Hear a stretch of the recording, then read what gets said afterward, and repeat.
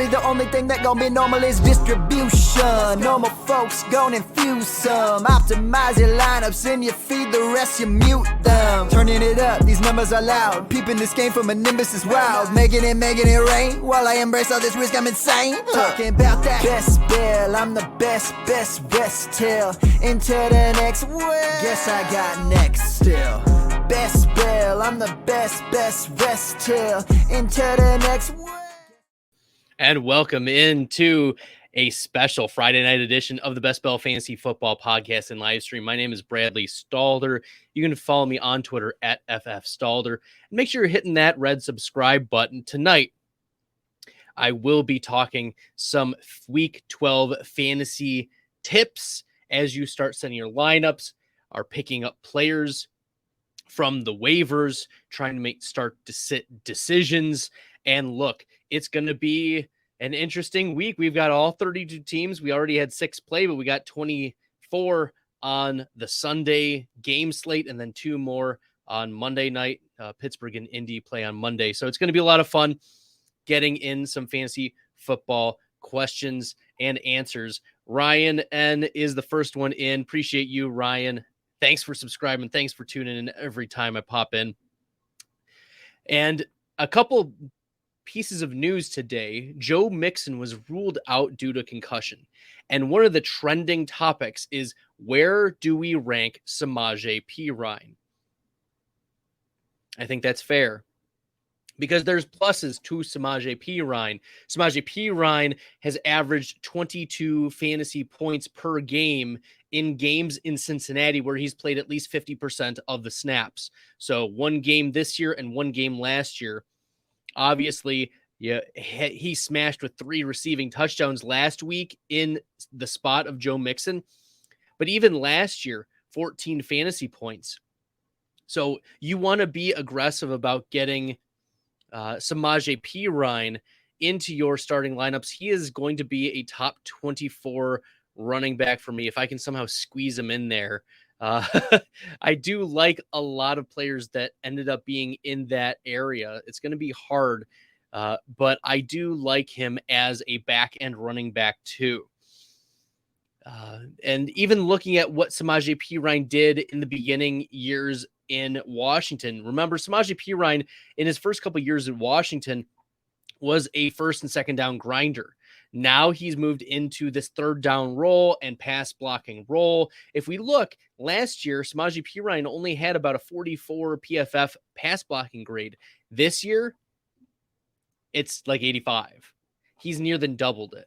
So that's why he was able to hold off Chris Evans. And if you're in a super, super deep league, I get picking up Chris Evans, but he's not like a startable asset. Like you're starting, heck, even Kyren Williams over Chris Evans in these matchups. Like you're starting Donta Foreman, obviously, Elijah Mitchell over Chris Evans.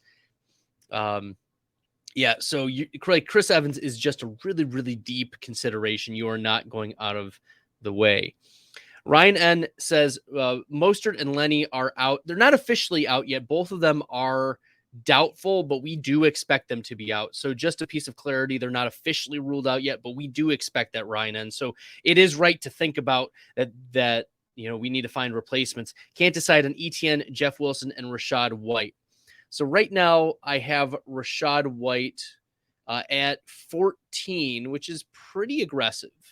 I like the matchup against Cleveland. Cleveland is the 5th best running back matchup. In fact, they've given up tons of fantasy points as of late.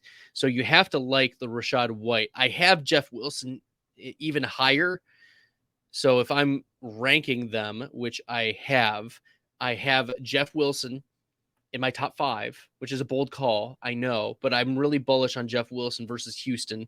They're the 4th best running back matchup, and we've seen Jeff Wilson be a running back 10 and running back 2 with 21 touches over those 2 games with Raheem Mostert. We assume Raheem Mostert gets taken out of the equation completely, and maybe it's in a Salvon Ahmed backup game where he gets sprinkled in with 4 or 5 touches.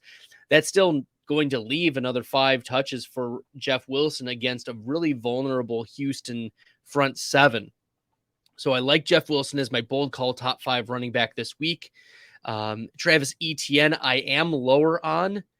The Jacksonville Jaguars have a negative 50th run block advantage against the Baltimore Ravens. That means the Ravens have a 50% PFF grade run block advantage. And this is the third worst running back matchup for the Jacksonville Jaguars. So I'm lower on Travis Etienne this week. I know Etienne has done well, but even last week we sort of saw a floor where Etienne had 14 touches, 73 yards, but didn't get the touchdown like he had in previous weeks.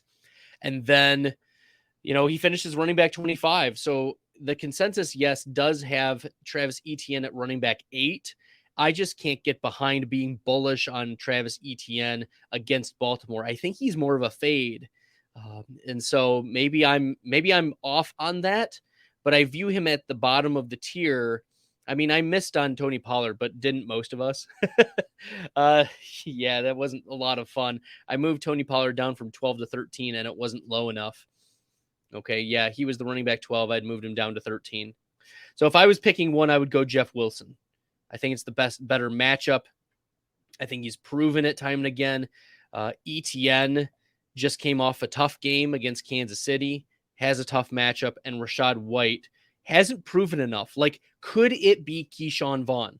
Possibly. It could be Keyshawn Vaughn getting sprinkled in. Heck, Keyshawn Vaughn got the first touches in the London game. I do like Rachaad White. I do think that he's worth starting, but if I'm trusting someone the most, it's Jeff Wilson. Slammy from Twitch. Thanks for tuning in, Slammy. Appreciate you. Perine or Rachaad White this week? I'm going to go with Rachaad White due to the matchup. Perine gets the Tennessee Titans, and the Titans have been a tough defense. So you have to take that into consideration. They bottled up a lot of running backs, but Cincinnati can move the ball pretty well, and you can anticipate that the Bengals are going to get into some scoring positions and that Perine's going to get some goal line work, plus a few passes out of the backfield. I think Perine is a safe floor bottom end running back too, but I am worried about the upside for Samaje Perine. So give me Rachaad White instead against Cleveland, where we know the Buccaneers are going to move the ball well against the Cleveland Browns. We know that Rachaad White has the skills, the pass catching skills. And with Leonard Fournette doubtful, we could see anywhere from 4 to 7 targets for Rachaad White. And it could be a real nice matchup. So I do have Rachaad White over Perine this week. George is asking CPAT or Christian Watson at the flex. So Christian Watson or Cordarrelle Patterson, I have at running back 31. And Christian Watson, I have at wide receiver 34. Both not great matchups. Philadelphia is a tough matchup for Christian Watson, despite the fact that Watson is coming off of 2 straight games with, 5 total touchdowns over the last 2 games. He's finished as the wide receiver 2 and 5 during that span. He's had 14 targets, which is encouraging, but only 8 total receptions during those 2 games, 155 receiving yards. Philadelphia is a tough matchup. I have Watson just a couple spots below consensus due to this tough matchup. It also came out that Aaron Rodgers is officially dealing with a broken thumb going into this Week 12 matchup. We knew this for the last month, though. If you'd been paying attention to what I'd been saying and what I've been tweeting about, we knew that Aaron Rodgers was dealing with a hand injury that had been limiting his accuracy. So the plus for Watson is that he's getting the target share, which is something that Cordarrelle Patterson is not getting. Looking at the season for Cordarrelle Patterson, this has been a pretty disappointing ceiling season for him insofar as, yes, he finished as the running back 19 last week, but he only had 12 touches in that game, and he's had at most 2 targets in every game but week 1 against New Orleans. So, yeah, I think I would roll with Cordarrelle, but it doesn't make me feel good. Like I put that at like a 51-49 confidence. I don't have a lot of confidence in that call, but give me Cordarrelle over Christian Watson. Where do I have Walker this week? Kenneth Walker the third. I'm really bullish on Kenneth Walker. He's running back 4 ahead of Jeff Wilson, ahead of Josh Jacobs, who is actually questionable for this game now. Christian McCaffrey I had ahead of him. James Conner. I think I'm going to move Josh Jacobs down, actually. Yeah. Okay, I'm moving Josh Jacobs down. So I have Kenneth Walker. It's a great matchup. Kenneth Walker also coming off of a very interesting game where he had 8 targets, 6 receptions, 55 receiving yards. He didn't have a touchdown, so he finished as the running back 21. But in the previous 4 games, he had still finished as the running back 24 or better. Actually, past 5 games.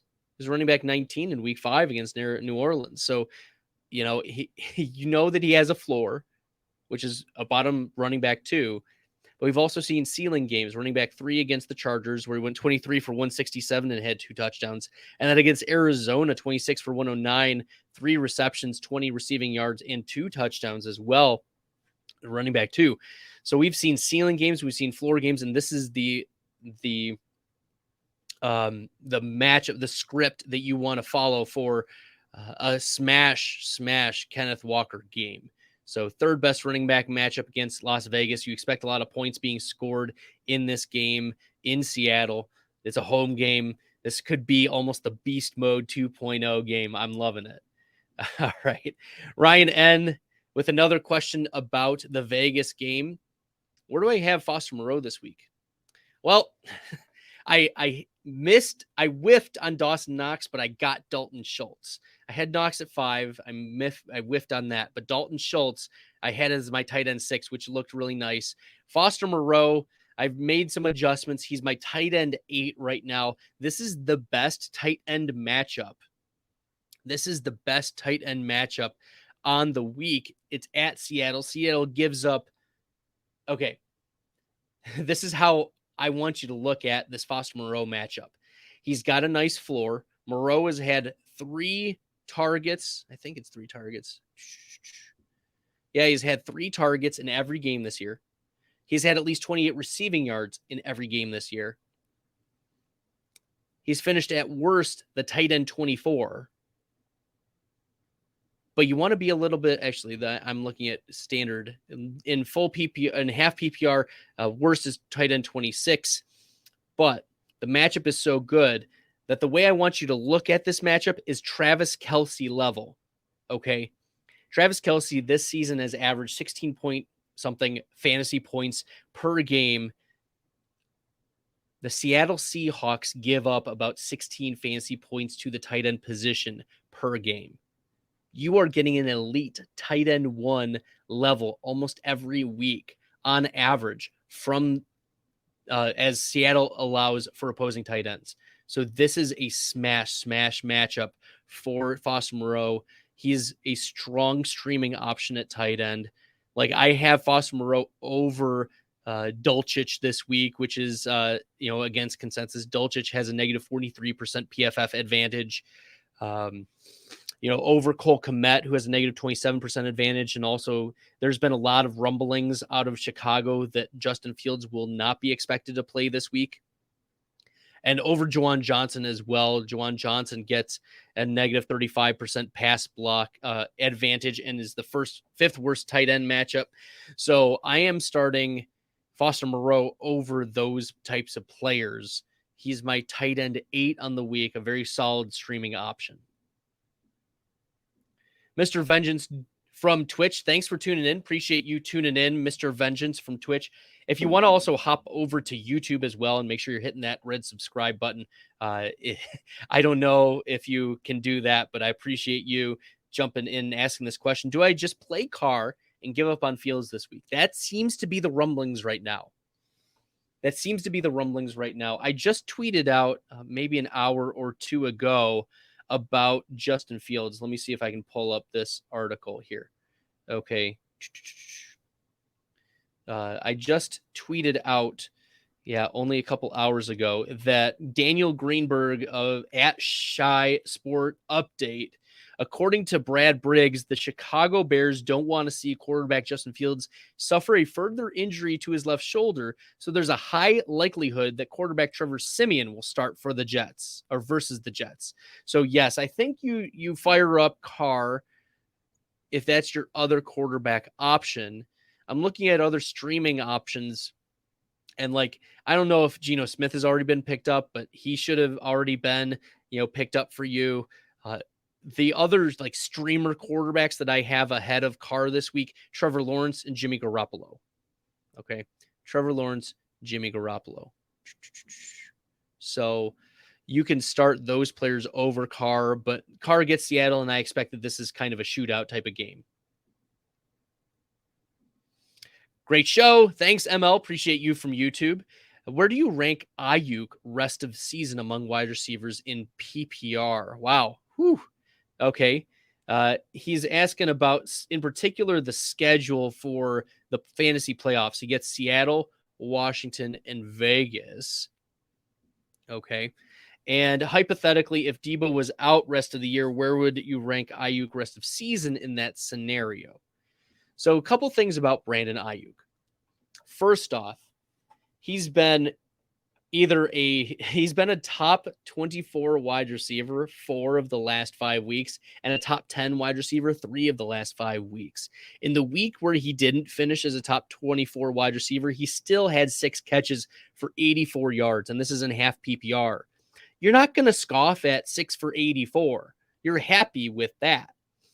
And even in the game, like he had 4 straight games of 6 or more targets and 80 or more receiving yards going into the week 11 game against Arizona. In that game against Arizona, week 11, his 2 receptions for 20 yards, they were both touchdowns. So one way or another, Brandon Ayuk is going to get his fantasy points. He gets New Orleans, which you mentioned, or this week in week 12. And then Miami is a tougher matchup against wide receivers on paper, but you can also think, well, maybe this is going to be, a possible shootout, and the 49ers are going to have to play catch up. That might be interesting. And then Tampa Bay, which could be shootout level, Seattle, which could be shootout level, Washington's a plus matchup. And you mentioned Vegas in week 17. Oh, baby. Yeah. Brandon Ayuk in your championship. I mean, it doesn't even take Debo to be out. Like, Brandon Ayuk right now is the wide receiver 16 in total fantasy points. His consensus this week is wide receiver 23. And I moved him up to 22. So I'm a little over consensus. But I think even moving him to like a mid-pack wide receiver 2 is just fine. Like, I'm happy with Brandon Ayuk in my starting lineup as a flex player, a wide receiver 2. The rest of season, like, you're still starting the Chris Olaves of the world around or in the same tier as Brandon Ayuk. But you're starting Ayuk over Devonta Smith. You're starting Brandon Ayuk over Tyler Boyd and Cortland Sutton. I think you still got to go the lean of Deebo Samuel with the upside rest of season, unless Deebo is out. Deebo is officially questionable, but expected to play as of right now. We haven't heard anything to negatively impact Deebo's status for week 12, but rest of season, you see Brandon Ayuk as a mid to low wide receiver 2 with a nice little floor there. Do you start Hollywood Brown if he plays? This is a great question from Brett Nelson of YouTube. And right now, Hollywood Brown is expected to play. Rondell Moore is not expected to play. Greg Dortch is dealing with a thumb injury. He's questionable and is unlikely to play according to Arizona sources. So if it's Hollywood and it's DeAndre Hopkins with no Zach Ertz, I think you're plugging in Hollywood as a flex play. Now, where do I have him? Well, the consensus right now is wide receiver 51. I've moved, Marquise Brown up a little bit. I'm willing to move him even higher. So Marquise Brown probably comes in, heck, over George Pickens. I could see Marquise Brown being wide receiver 35 or so. Looking at what Marquise Brown did. Now, this is all with grains of salt, right? There was no DeAndre Hopkins in the lineup while Marquise Brown was there. These were the finishes for Marquise Brown. Wide receiver 26, 38, 3, 10, another 10 finish, and 34. In the 2 games where he finished as wide receiver 38 and wide receiver 34, he went 6 for 68 and 5 for 68. So in both of those games, at least 5 receptions and at least 68 receiving yards. There's a nice floor. But you're saying, okay, he didn't play without he played without DeAndre Hopkins, but he did play with Zach Ertz, and Zach Ertz was commanding a lot of targets, over 20% target share, and I think that's what Marquise Brown can immediately step into, is a 20 to 22% target share. DeAndre Hopkins gets 25 to 30%, and Marquise Brown still is a wide receiver 3, so Marquise Brown over George Pickens this week. That's how I'll lean. You know, he's in the same tier as the Garrett Wilsons, the Paris Campbells, the Josh Palmers, now that Mike Williams has been ruled out. Okay. Yeah, I have Juju Smith-Schuster ahead of him because Juju is expected to play. But I think you do, in most leagues, start Hollywood Brown, unless you're in an 8-team or 10-team league, unless you're in smaller leagues with few flex spots. Most leagues, I'm starting Hollywood Brown if I have him. Tom from YouTube, thanks for tuning in. Appreciate you. Make sure you're hitting that red subscribe button as we're going through. Do I trade away Mark Andrews and Mike Evans for Godwin, Hockenson, and Ayuk? I would. I would. Have you seen what Hockenson has done lately? He's ascended into that elite tier of wide receiver or tight end. He's ascended into the elite tier of tight end. He's had, since the trade, right? Well, he played first. I can't remember if it was Washington. I think it was Washington. He played against Washington, 9 targets. Buffalo, 10 targets. Dallas, 9 targets. New England, 6 targets. At least 5 receptions in every game. At least 34 receiving yards in every game. He finally got his touchdown. He's finished no worse than tight end 14 and just finished, or is the tight end 3 right now, going into the rest of the Sunday slates. You have to like what TJ Hockenson has been doing, his volume, his level of involvement, the snap share. These are all like tiers above what Irv Smith was doing at the beginning of the year. This was not just take the role of Irv Smith and place it onto TJ Hockenson. No, TJ Hockenson has been ascending into what we hoped he would more consistently be for Detroit. Okay. So yes, I think that I'm good with that trade, because Godwin and Evans I could see pretty interchangeably, and then to get, you know, a wide receiver 2 and a Hockenson for Mark Andrews, I think that is fine. I think that's fine. I'm also a little worried about the Baltimore offense. I know that, you know, Mark Andrews is still Andrews, but with no other weapons, we've seen the Baltimore offense struggle, and Lamar Jackson dealing with a hip injury. And Lamar Jackson has not finished better than quarterback 9 since week 3, and has thrown 1 or fewer touchdowns in every game since week 3, except once. And that was week 8 against Tampa. Okay. So there are concerns about the passing upside of Lamar Jackson, even this week against Jacksonville. And then looking forward, yeah, I mean, the Rashad Bateman's not going to come back this season, and there's no other real wide receivers who are going to command targets away. So defenses can hyper focus on Mark Andrews. So the Godwin for Evans, I can see flip-flopping, and then Hockenson and Ayuk. I feel like the downgrade from Andrews to Hockenson is worth it for Ayuk.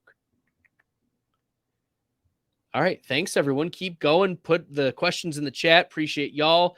And make sure you're hitting that red subscribe button. That's how we continue to grow this channel, gain outreach, jump on in. I appreciate y'all.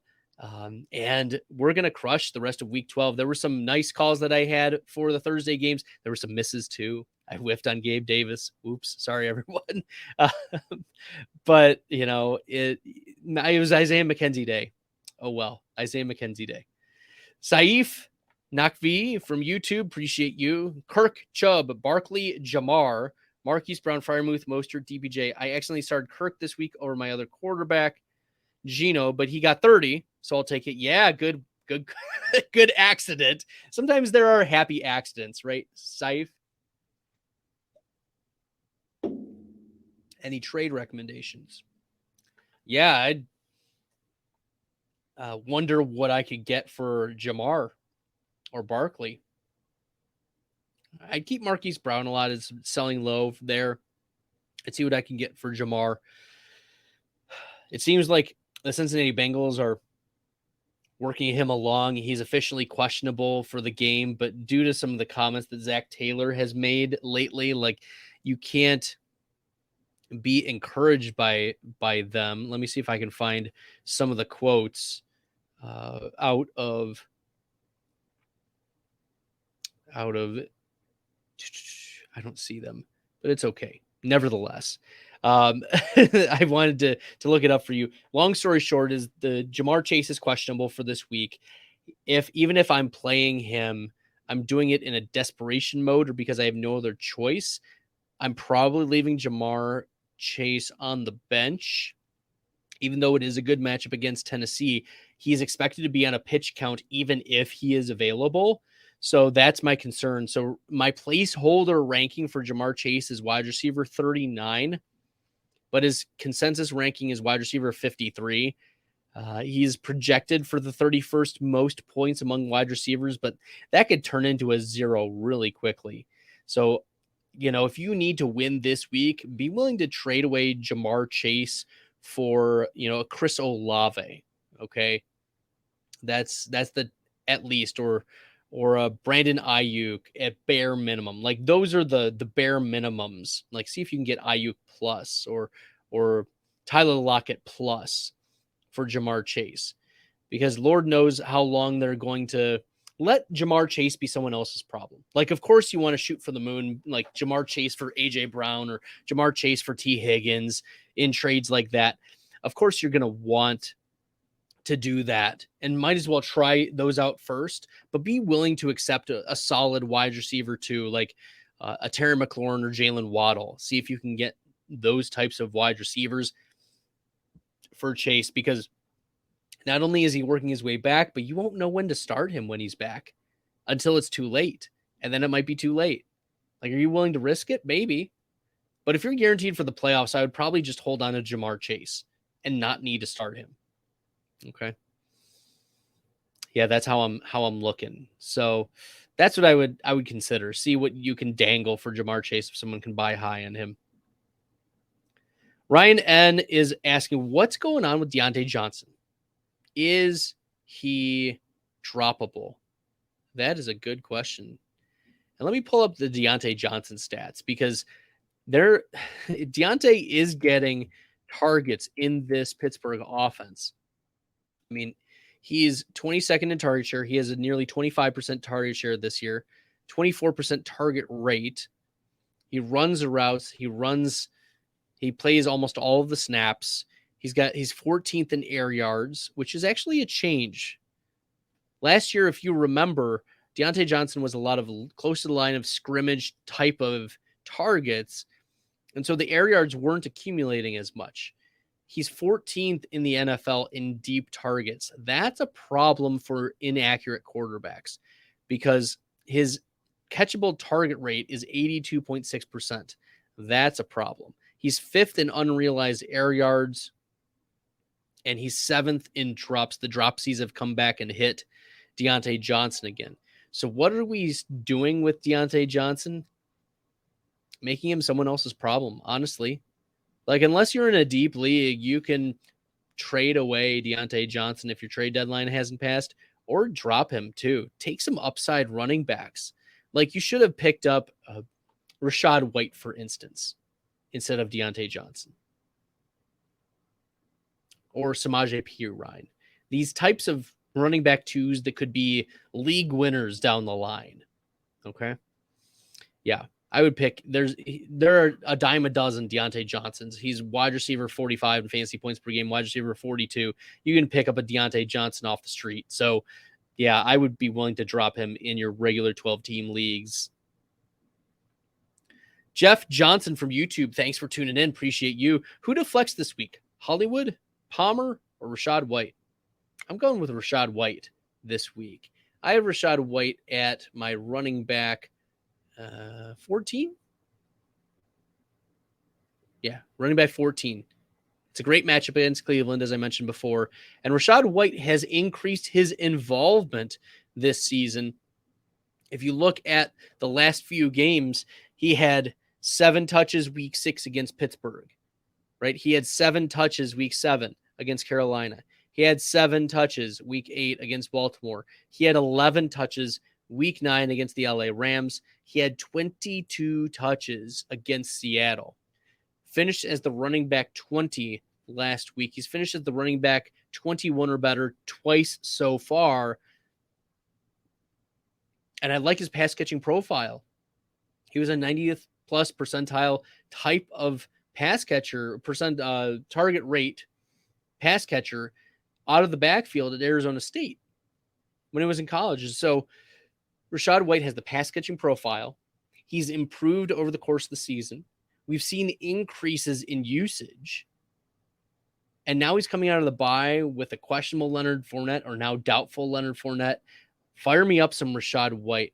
Josh Palmer, I would say, is second on my list. If you're like, well, I'm still not convinced, Bradley, I'm just going to go Palmer. Palmer isn't a bad option, I would say. Okay, I do have Palmer at wide receiver 31 against Arizona.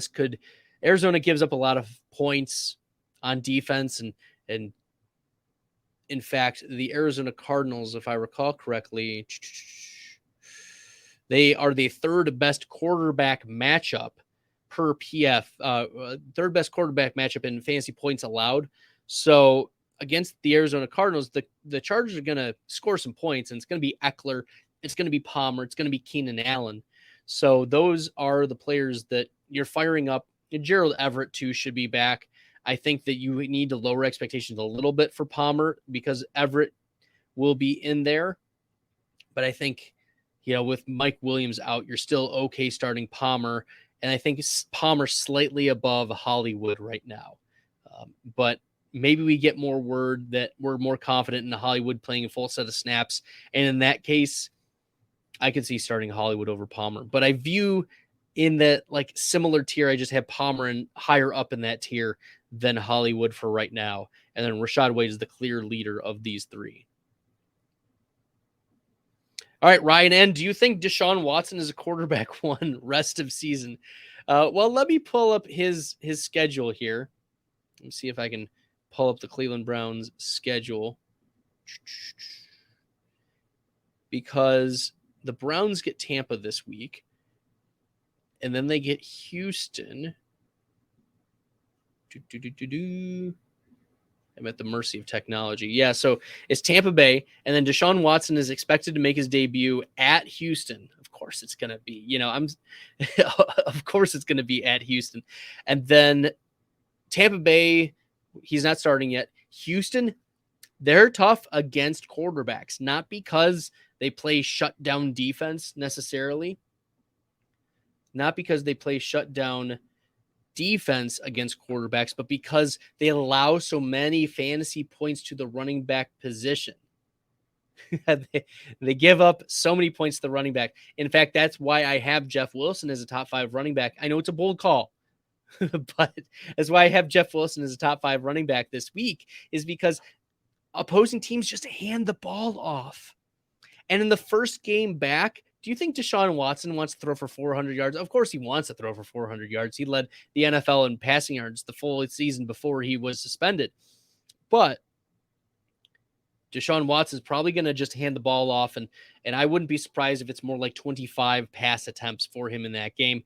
I don't think he's a quarterback one that week. And then against Cincinnati, that's going to be an interesting one. We'll see if Cincinnati's secondary is healed up by that time, because they've been a little susceptible lately. So it's possible. Baltimore is a tough defense. New Orleans has been a pretty stifling defense from time to time. but Washington has given up a lot of fantasy points to the wide receivers. And that's a plus matchup, for instance, for Amari Cooper and Donovan Peoples-Jones. So I think there's some plus or minus matchups. I think you're going to have to rank him as a top 10 or 12 quarterback the rest of the way, especially with Lamar struggling as of late. And Tom Brady has been struggling. Matthew Stafford is out with a neck injury. Yeah, I think he'll probably slot into that tier of Geno Smith to Tom Brady, right? That like 5 to 11 spot. Okay, so back end quarterback one could work. Back end quarterback one could work. Brett, appreciate you. Thanks for subscribing. And if you want to be like Brett, make sure you're also subscribing too. Throw your questions in the chat, and I'll do my best to answer as many as I can here as we go through the rest of the evening. To continue my Hollywood Brown question, I would choose a wide receiver or flex out of Perine, Hollywood, and Campbell. I think I'm going Perine and Hollywood for upside. The game could be in a shootout between the Arizona Cardinals and LA Chargers. Let me see if I can pull up the sports books and see what the lines are for that game. But I anticipate that it would be, a pretty high scoring game. Yeah, it's 48.5 over under, and it's going to be a close game, which you have to think is going to be pushing each other the whole way to 48.5. Arizona is plus 2.5 at home. So the Chargers are favored, even though they're a road team. I think, and if they're playing from behind at home in a dome, they're playing in Arizona's dome. Okay, I think you're starting Hollywood out of that. And I also think you're leaning with Perine as well.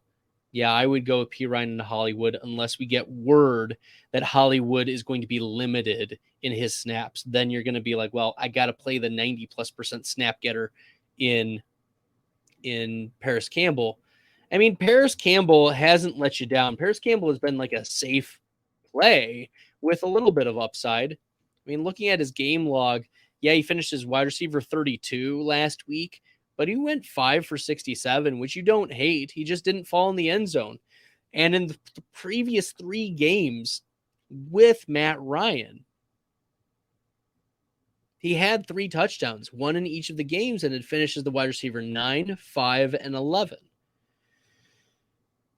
So I don't hate starting Paris Campbell this week against a susceptible Pittsburgh secondary. Okay. Yeah. I don't hate starting Paris Campbell. Let me see if I can find the cornerback matchups on PFF. Let me see here. Yeah. Indianapolis, Paris Campbell view. He's projected to slot up most against Arthur Mollett.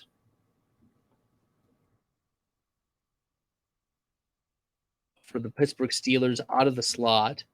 And Mollett this year, where is the stats for Mollett? So this season, Mollett has, 2 of his last 4 games, Mollett has given up at least 80 receiving yards. That's interesting. And a touchdown.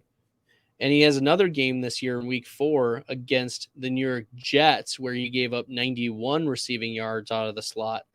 So Miami, Cincinnati, and the New York Jets all have been torched, have torched Arthur Mollett. So he's been pretty hit or miss. His coverage grade for PFF is 48.4. So looking at where that ranks among cornerbacks, let me see. How many snaps did he have? I just want to know. Snap counts 389.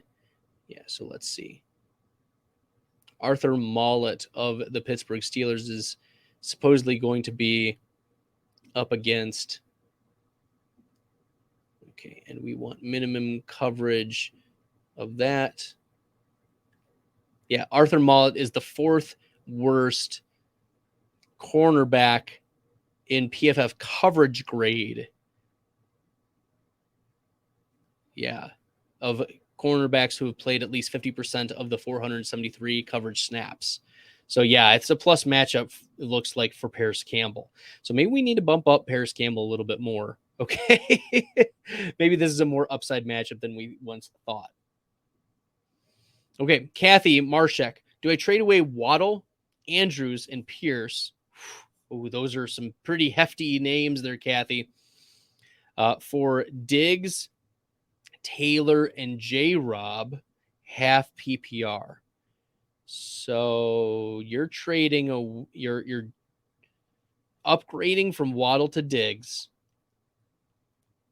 You're getting rid of a tight end, which is, I hope you have someone else in the wings. Oh, Freiermuth, you're saying here. Freiermuth as the backup tight end. That matters. I'm good with Freiermuth rest of season. So you're going to get Taylor to upgrade Pierce and James Robinson. I don't like that piece. I'm essentially seeing it as Waddle, Andrews, and Pierce for Diggs and Taylor.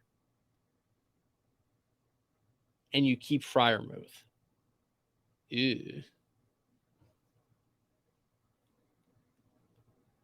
Yeah. If it's a smaller league, if this is like a 10 or 12 team league, Kathy, I would do that. If this is one of those larger leagues, I mean, I like the depth of Waddle, Andrews, and Pierce. Yeah, that's how I would go with it. If you need the depth, but if you need to upgrade, Diggs and Taylor are upgrade to over Waddle and Pierce, and then Freiermuth is not in the same tier as Andrews. But in my tight end rankings for this week, Pat Freiermuth plops in at tight end 3. This is the Pittsburgh Steelers have a 28% pass block advantage over the Indianapolis Colts. This is the 5th best tight end matchup in points allowed. The Indianapolis Colts have give up the 5th most fantasy points to the tight end position. And looking at what Pat Freiermuth has done over the last few games, right? 9 targets against Miami, 7 targets against Philly, 7 targets against New Orleans, 12 targets against Cincinnati. And a lot of those games with Chase Claypool out. Now, he has, like, his floor is tight end 15, 16, but his ceiling is like the tight end 4 or 5. That's what you've seen with Chase Claypool out of the lineup. So I'm okay with Freiermuth being there. I think you do this trade, you get the upgrades, and you ride the wave until the end of the season. And even looking at the rest of the season, it's a plus matchup against Indy. It's a plus matchup against Atlanta. Plus matchup against Baltimore. You get Carolina. They're not like difficult. Okay. Vegas is a plus matchup and Baltimore is a plus matchup. So yes, you do have to like Pat Freiermuth rest of season. And as I said, he's not in the same tier as Mark Andrews, but he was a 2nd round pick last year. We saw some breakout at the end of last year. And this season, he's had 1, 2, 3, 4, 5, 6, 7 of his 9 games with 7 or more targets. That's what you like to see. He's not just producing simply based on touchdowns. He's producing based on the targets. He's commanding target share. They move Chase Claypool out of this lineup. It's going to be the Pickens, Pat Freiermuth, and then Deontay Johnson is still going to get targets too in this offense. But yes, I'm happy with that. That was a big, big question. All right, ML is scolding me. How dare I miss a call? I know, Gabe Davis, right? How dare I miss on Gabe Davis? It was a plus matchup against Amani Oruwariye. Oh, well. Kathy asks a follow-up, actually different vein question. What 2 would you start half PPR, Pierce, Pirine, or Najee? Oh, man, it feels like all 3 of those are like in the same tier. Let me pull up my rankings. Pierce, I have at 19. Pirine, I have 22, and Najee Harris, I have at 26. So I do have Pierce above, but it's a bad matchup against Miami, and Pierce needs to get in the end zone. The Miami Dolphins hold a 42% run block advantage per PFF over the Houston Texans, at least projected wise. And Dameon Pierce, he's played well. all but 2 of his games, he's finished as a running back 29 or better in half PPR. He did finish as the running back 46 last week, but it was a negative matchup against Washington, and we know Washington does stifle. And Pierce does get targets. We've seen 3, 5, 4, 5, 6 targets over the last few weeks. So I think you're starting Dameon Pierce. That's fine. His consensus is 17, so I am lower than consensus. Samaje Perine I have at 22. His consensus is at 28, so I'm higher than consensus, but still lower than Dameon Pierce. And then Najee Harris I have at 26. He's at 18, so, I call me a Najee hater, but I will bump up Najee Harris if we get an official word that Jaylen Warren is out. So that's what I would say, Kathy, is I'm rolling with Pierce this week in what could be an interesting match. Kyle Allen's going to get the start for the Houston Texans, and he's a back-end quarterback 2 desperation play if you really need. I'm not looking to start Kyle Allen, but this week you might have to with some of the players that you are seeing out or not starting this week. ML says, I know it's gross, but I'm deciding on PPR bench stashes. I don't care about downside, only upside. Robert Woods, Julio Jones, Cincinnati, Arizona, Carolina versus the Chargers, Houston, and Dallas. Yeah, give me Julio Jones if I'm picking between those two. Weeks 15, 16, 17. Russell Gage is out for this game, and he just continues to struggle with those injuries this year. It's unfortunate because I've been a huge Gage truther. I've been on the Gage train for years. Like, I have my receipts, but Julio Jones is the better talent for right now. He's healthier, believe it or not, than Russell Gage. And Cincinnati, Arizona, Carolina could shape up to be shootouts, and you trust the offense of the Tampa Bay Buccaneers more than you trust the Tennessee Titans offense, especially against the Chargers. The Houston Texans that I've mentioned, they love to give rushes or give up rushing points, but they do not give up a lot of wide receiver or quarterback points. And then Dallas, we just saw Daniel Jones. That was one of my good calls of the week, was Daniel Jones being a much lower quarterback. I had him at 23. I had Daniel Jones at 23. I don't know if he'll actually fall to 23, but he was the worst ranking quarterback of all of the Thanksgiving quarterbacks. He had 15 fantasy points. Okay. He may not fall to quarterback 23, but I wanted to make it known that I was starting like Matt Ryan, Jacoby Brissett, Jared Goff, Aaron Rodgers, Taylor Heineke, Marcus Mariota, Russell Wilson, even over Daniel Jones.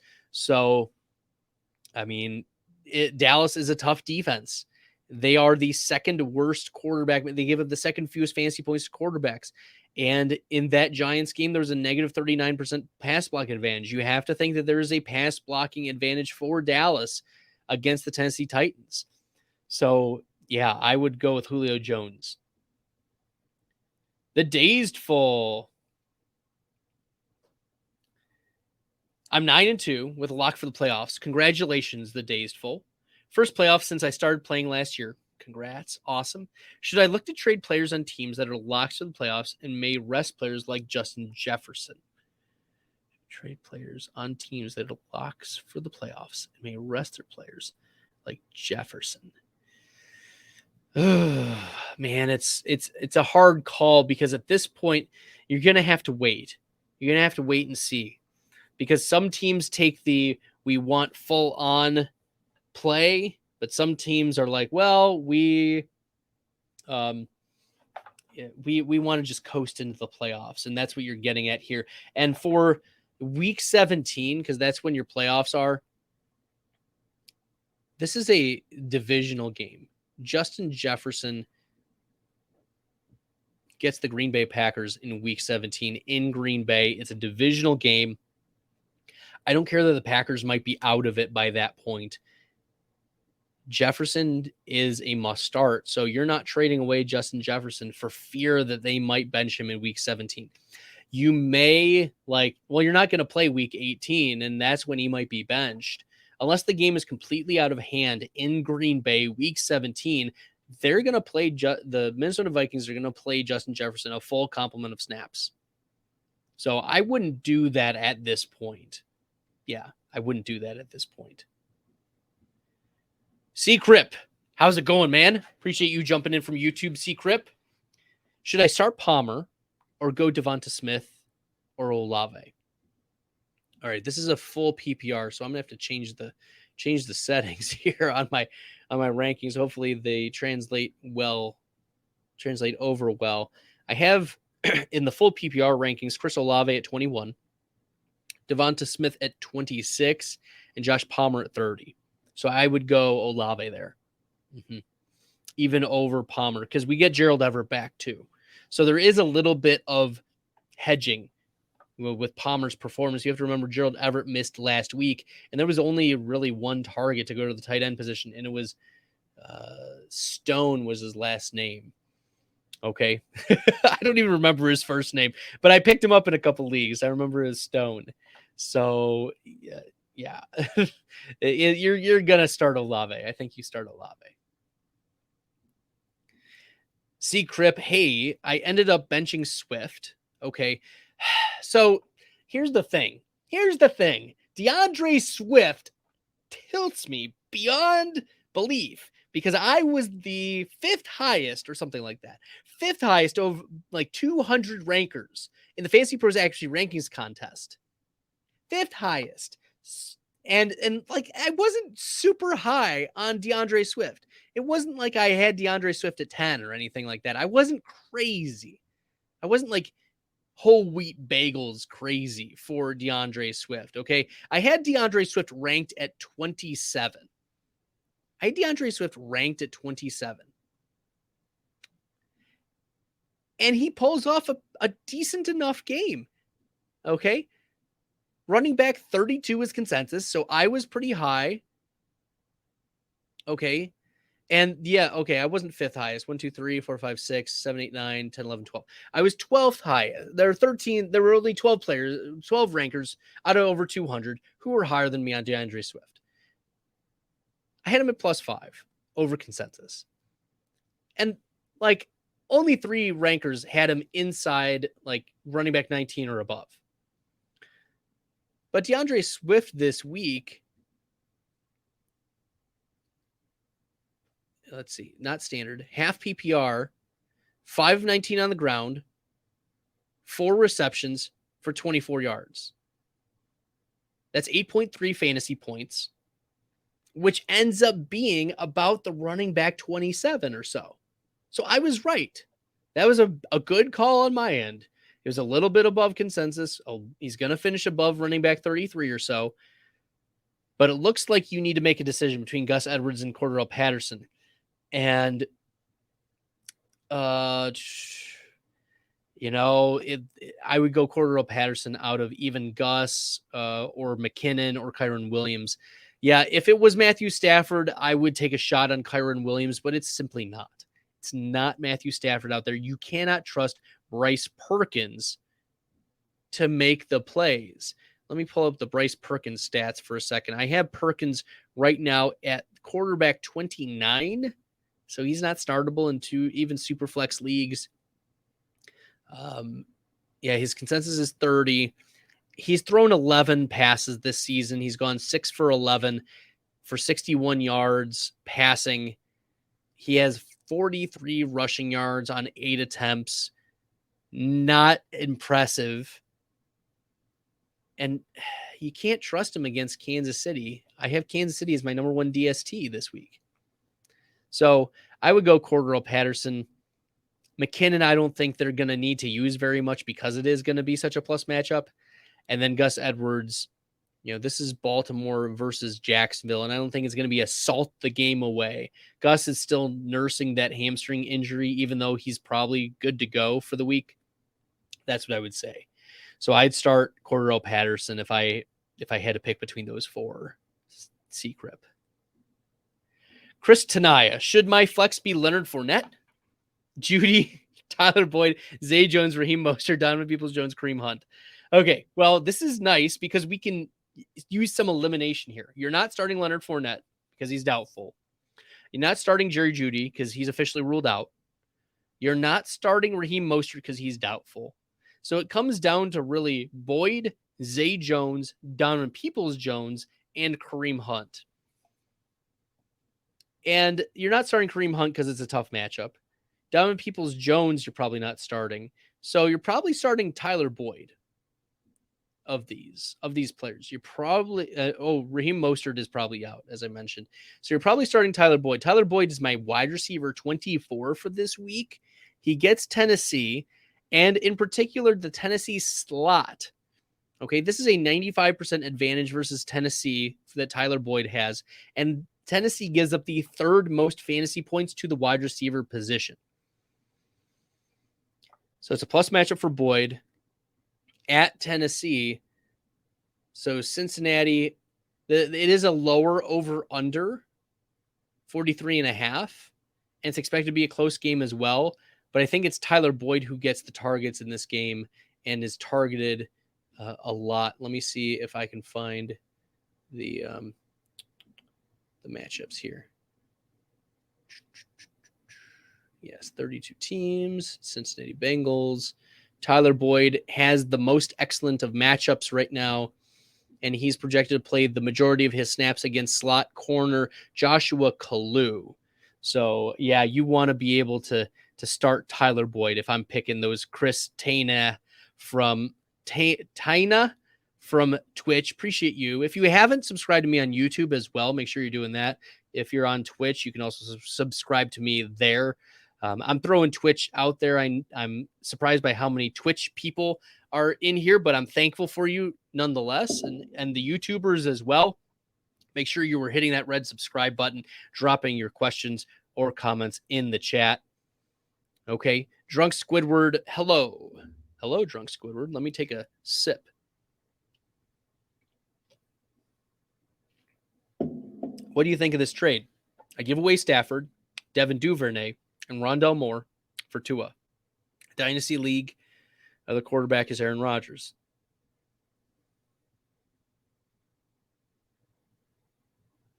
I hope you already smashed that. I hope you already smashed that. Yeah, you go get Tua. Devin Duvernay is a virtual 0. Rondale Moore is a nice piece, but it's essentially Stafford plus Rondale Moore to get Tua. Yes. Smash. Boom. Move on. Let's go, Drunk Squidward. I hope you already, within the time that I've taken to answer this, you should have already smashed.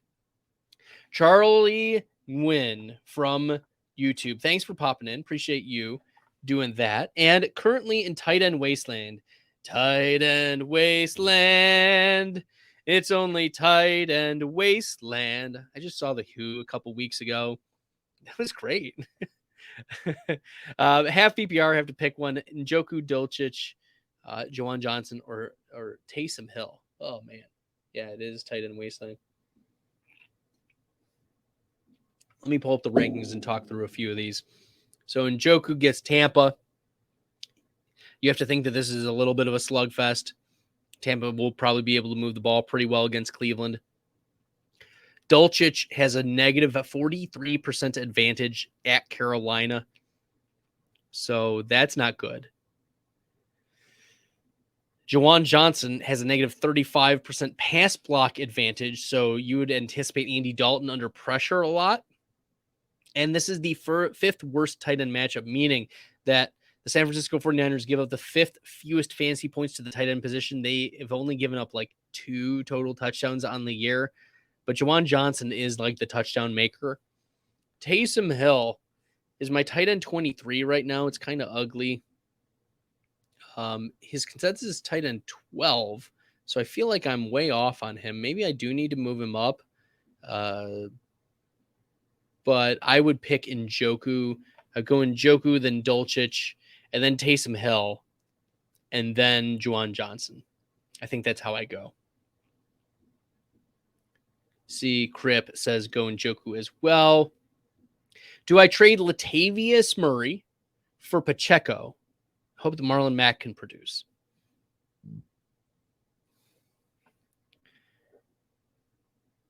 I think that we need to look at this. Because I view Latavius Murray and Isaiah Pacheco like in the same tier for this week. The LA Rams are a negative 31% run block advantage just for this week. But Latavius Murray, I have at 28, so one spot ahead of Pacheco. And Carolina is a negative 27% run block advantage. So they're both about equally difficult run block matchups this week. Latavius Murray is coming off of a running back 11 finish, 17 carries for 49 yards, 4 receptions for 23 yards, and the touchdown. The difference, I think the lean has to go Latavius Murray because of the pass catching work, right? Isaiah Pacheco, over the last 2 games, 0 receptions. That's a problem for Pacheco. That is a Pacheco problem. I made a video about Pacheco, and that was the most significant issue, is that it's not looking like Jerick McKinnon is going away from that pass catching role. And unless Isaiah Pacheco can access even 3 targets a game, just three, just get Isaiah Pacheco's 3 targets a game. Until he does that, he's stuck in like back end running back 2, high end running back 3 purgatory, unless he falls into the end zone, which Latavius Murray did fall into. So he's like a high end running back 2 last week. But if I'm looking forward, if I'm looking at like rest of season schedule, Pacheco gets the Rams, which are tough, Cincinnati, which is tough, Denver, which has been plus or minus. Then he gets Houston, which is plus, Seattle, which is plus, Denver. So Pacheco is a really nice schedule rest of season. And then looking at Latavius Murray, what he has rest of season, he's got Carolina, which we mentioned is tough, Baltimore, which is tough, Kansas City, okay, and then Arizona, which is a nice matchup, the Rams, which are a tough matchup, and then Kansas City again. So rest of season, I'm going Isaiah Pacheco. Rest of season, I'm going Isaiah Pacheco. So if you can do that, yeah. C. Crip, I got a tight end question. Do I still play Njoku over Foster Moreau, even if Njoku is on a pitch count? I'm starting Foster Moreau over David Njoku this week. It's just such a plus matchup. I mentioned this earlier in the live stream, but the Seattle Seahawks are giving up the equivalent of Travis Kelce numbers on average to opposing tight ends. You're starting Foster Moreau this week, okay? Because what other options do you have? You have Gerald Everett coming off a groin injury, David Njoku, who's coming off of injuries and snap count limitations, Greg Dulcich, who has a bad matchup against Carolina, Taysom Hill is completely boomer bust, Tyler Higbee himself is questionable for this game. Like, I'm just reading down the list, okay? He has a knee injury, Tyler Higbee does.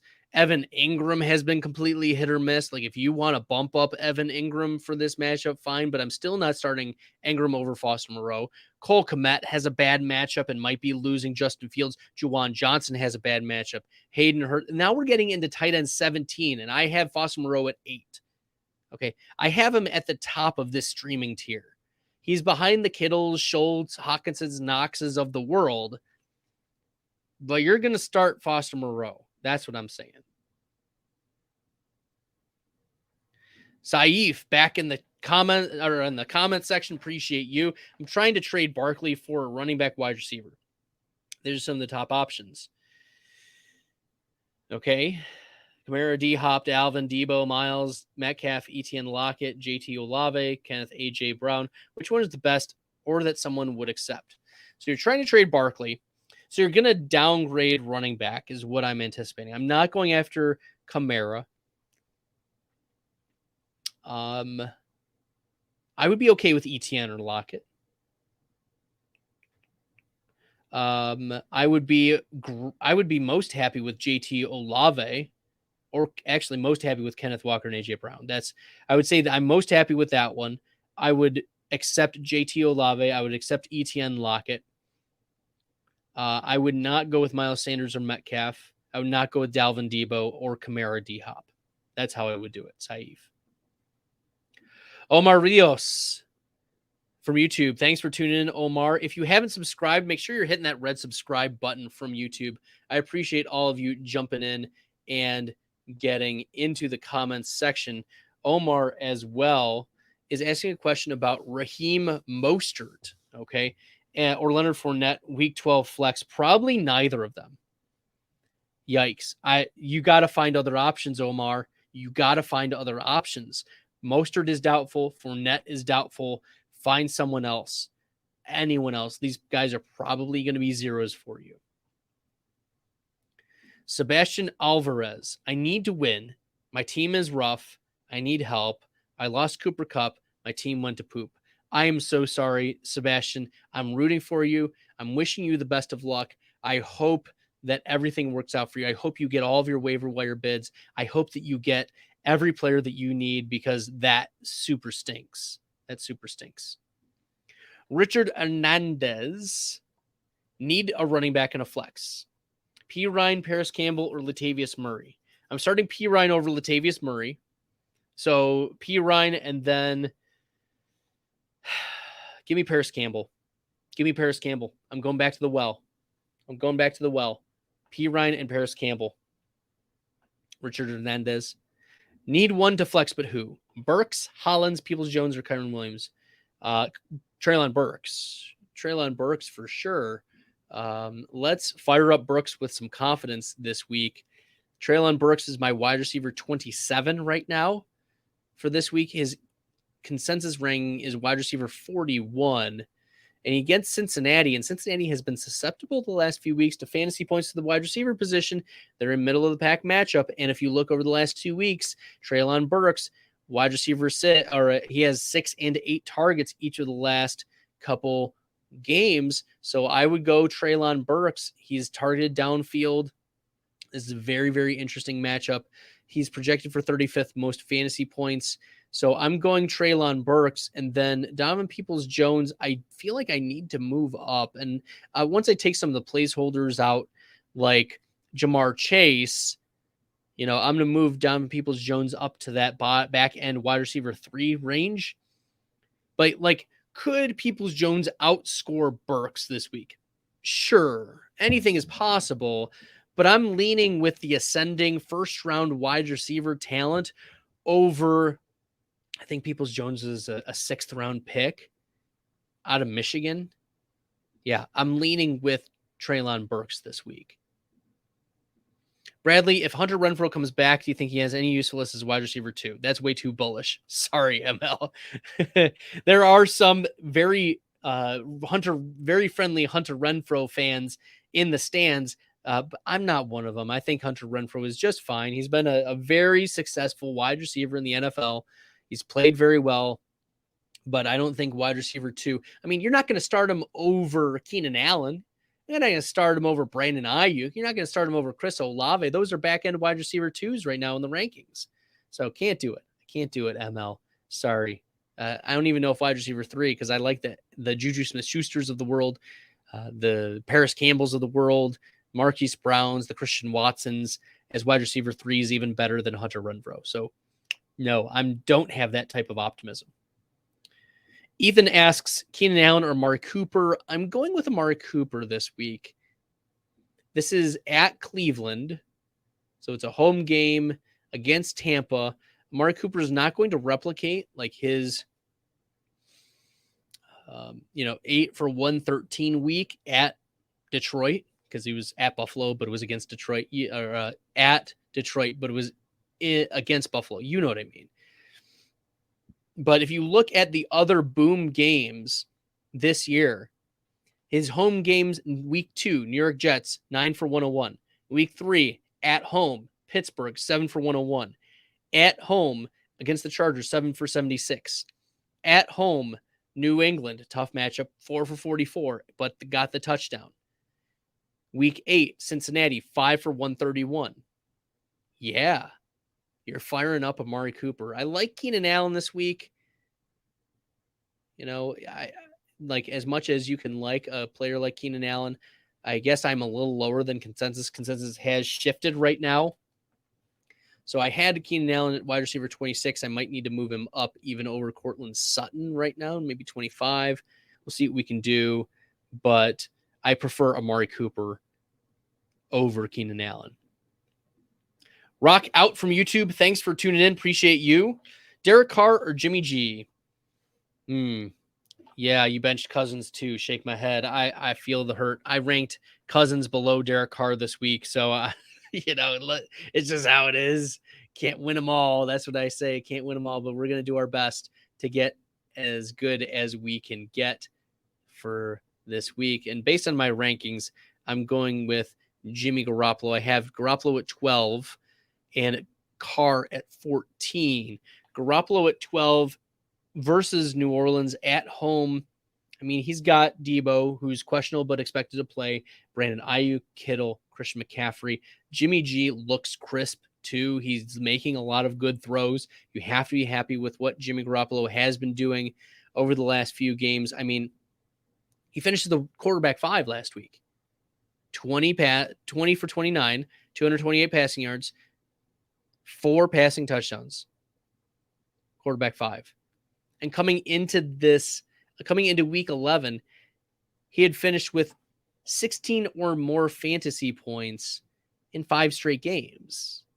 So Jimmy Garoppolo is both a safe play with some upside against New Orleans.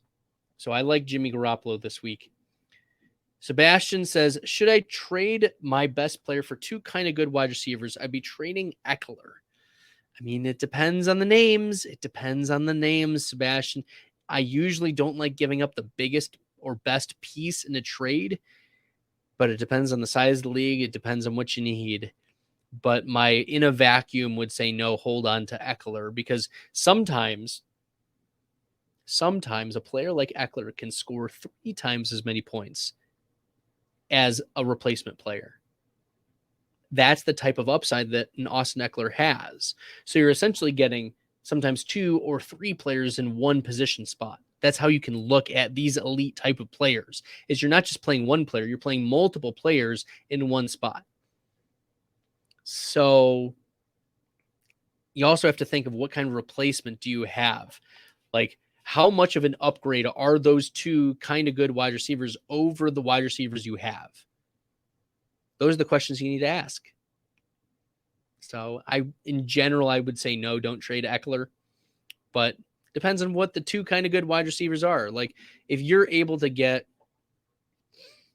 a Mike Evans and a Chris Godwin, if you're able to get a Jalen Waddle and a Tyler Lockett, and you have good running backs behind Eckler, good, fire it up.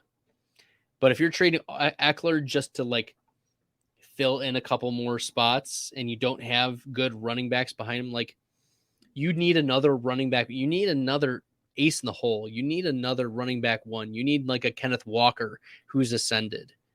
Okay. You need a Saquon Barkley and a solid running back 2. You need like an ETN or a Ramondre Stevenson as your running back 2 to feel good about trading Eckler to significantly upgrade your other 2 wide receiver positions. So I'd probably not do it though. Pick 2, Rachaad White, Jeff Wilson, Kamara. White and Wilson. That's what I would go with. RS German traded Olave and Pierce for Chase. I'm okay with that, RS German, as long as you are guaranteed the playoffs and you're not needing to start Chase this week. If you need to win this week, I don't think that was a good choice, because Chase is like, if I'm making a projection right now, I think that I lean 30% that Chase plays, 70% that he doesn't. So he would probably be closer to the doubtful than questionable for me. But if you're guaranteed a playoff spot, you're in good shape. Yeah, that's fine. I'd be happy with that. Half PPR, ETN or White? Oh, man, I have Rachaad White 2 spots ahead of Travis Etienne. Travis Etienne, the Jacksonville Jaguars have a negative 50% run block advantage per PFF and the Baltimore Ravens give up the 3rd fewest running back fantasy points on the season. They only give up about 70 rushing yards to opposing running back groups. And Darrell Henderson is not expected to play in this game, but Michael Hasty has been getting a little bit sprinkling in, And I know that Etienne had come off of 5 straight games with at least 100 total yards before his dud against Kansas City. But I like Rachaad White. I think he's in the same tier as Etienne. But give me Rachaad White with the really plus matchup against the Browns. Play Taysom Hill this week at tight end. You could. I mean, you're playing Taysom Hill over the likes of a Juwan Johnson this week, I think, over a Logan Thomas, over a Tyler Conklin, especially a Robert Tonyan and Austin Hooper. You're starting them over those types of tight ends. I would not start Taysom Hill over Foster Moreau or Gerald Everett, because Everett faces off against Arizona, which gives up the second most fantasy points to the tight end position. We talked about Seattle being a plus matchup for Foster Moreau, but Gerald Everett also is up there, and you want to be in on Gerald Everett, you should start him back up. He's clean bill of health. I did send a tweet out earlier today that 100% in season is like 70% of a player out of season or in the off season. So no one is 100%. It's all coach speak. But Everett is good to go in this Arizona matchup. Arizona tends to give up a lot of fantasy points. Okay, Sebastian, do you think if OBJ goes to the Cowboys, CeeDee Lamb value will go down? I don't think so. CeeDee Lamb's still going to be a top 10 wide receiver, even if Odell lands in Dallas. I did speak about this in a video I posted yesterday, so be sure to check out the YouTube channel. It should be one of the shorter videos in the YouTube, so make sure you're subscribed. Make sure you're checking out those videos. So I would refer you to that video, but in short, no, I don't think that CeeDee Lamb's value goes down. What are your thoughts on Jameson Williams? And do you believe he will be a monster and score a decent amount of points by the end of the season? Yeah, I think next week is the plan to start revving him up. Will he be on a snap count the first couple weeks? Probably. Will he be integrated in weeks 13, 14? But we could see maybe a pivot turn week 14, at the end of week 14, maybe beginning of week 15.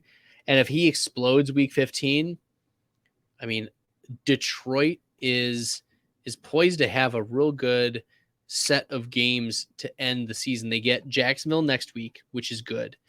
Minnesota gives up some of the most passing yardage to opposing quarterbacks. So you have to think that that's an interesting matchup. The Jets are tough. Carolina near the end of the season, probably gassed. So that might be nice. And then week 17 at Chicago, or at Detroit against Chicago. I think Jameson Williams is a very, very, very interesting week 17 spot. So could he put up a decent amount by the end of the season in those short games? Yes. He is Player Profiler's comp as Will Fuller, and I really like that. He is a speed demon, down the field threat. He can make players miss. He was highly touted out of Alabama, and the reason why he, got stuck at Ohio State is because he was playing behind the likes of Garrett Wilson and Chris Olave at Ohio State. So yeah. There we go. RS German got to buy. If you got locked up, get those studs. JT for Saquon Barkley and Marquise Brown. I'm holding on to JT. Rock out. Is Jaylen Warren worth keeping with Najee Harris improving? I think so. I think he's worth holding. He is dealing with Warren is dealing with a hamstring injury, so probably not gonna go hog wild. If you need to drop Warren, you can, but you have to be happy with what Najee's done the last couple of weeks. He's had at least 90 rushing yards each of the last two. So, yeah, I think Jaylen Warren is worth keeping as a handcuff possibility. Engram or Foster Moreau? I'm going with Foster Moreau, even though Engram does have a plus matchup this week. Garrett Wilson or Treylon Burks this week and rest of season? Well, let's take a look. Treylon Burks, I have 27. Garrett Wilson, I have 32. So Treylon Burks is just ahead. Garrett Wilson This is an interesting one because the Jets made the quarterback swap to Mike White. And last year, Mike White, well, he had some good, he had some bad. If you look at what Mike White had done last year, only like I think he had like a 51 or 52 PFF grade. Yeah, in 2021, his New England game, 32 attempts. Remember, he came in, I think, for the injured Zach Wilson at that point in week 7. 32 attempts, 62.5% completion, 202 passing yards. He had a touchdown, but 2 picks, quarterback 21. Week 8 against Cincinnati, he went hog wild. That was his blow-up game. 45 pass attempts, 82% completion, 405 passing yards, 198 air yards. That's kind of fluky, you know? You can't trust that.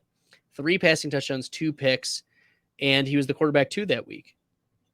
Indy, he only had 11 attempts because of the injury. Joe Flacco, I think, stepped in for him in that game. And then week 10, Buffalo, even last year, was the most difficult defense in the NFL. He threw for 251 yards, 310 air yards, but had 4 interceptions, no passing touchdowns, finishes the quarterback 27 that week. So we've seen some real lows from the Jets and Mike White. Now, White is probably just going to chuck it. And maybe you're taking a deep cut on Elijah Moore, but I'm probably not. And I think that there's just such a wide range of outcomes with Mike White that Garrett Wilson becomes, a worry. I'm worried about how Mike White will vibe with Garrett Wilson. Because could it be Garrett Wilson? Sure. Could it be Corey Davis who leads the team in targets? Sure. Could it be Michael Carter who leads the team in targets? Sure. Carter had a 24% target share in games that Mike White played. So, yeah. And Garrett Wilson last week against New England, 2 of 12 on 3 targets. He's projected for the wide receiver 24, but I'm much lower on Garrett Wilson this week. Is Hollywood Brown worth a start over Aaron Jones in PPR?